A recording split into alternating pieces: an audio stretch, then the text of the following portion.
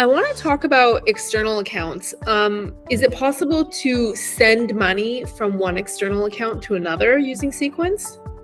Yeah, great question. So yes, it is. The way that I have it, so like I mentioned before, I use PNC for a lot of our banking and have 3 different accounts there. And I do have rules. So if my checking account ever gets below a certain amount of money, let's just call it $1,000, well, then it will pull from my other PNC account to fill it up to $2,000.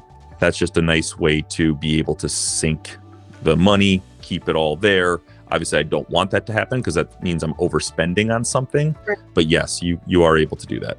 So potentially, if I want to send money to my landlord, I can automate those payments right to my landlord's bank account from my own account. We have plenty of users actually sending money directly to their landlord so that they don't even have to think about it. There's a whole strategy on paying off your mortgage earlier, which now might not be the right time to get into, but typically your mortgage is paid monthly, but there's a really unique strategy around cutting that payment in half. So let's say your mortgage is $2,000.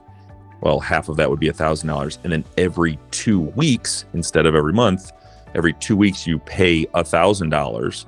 Well, because there's 26 weeks, you actually get a full extra month worth of pay towards your mortgage. And that can help drive down the amount of time you pay on your mortgage by like 7 to 10 years, depending on your interest rate, saving you tens of thousands, if not hundreds of thousands of dollars on interest. So again, really cool ways that you can start to use this to automate, where you can just take advantage of simply creating a rule and then saving yourself literally hundreds of thousands of dollars over the course of years.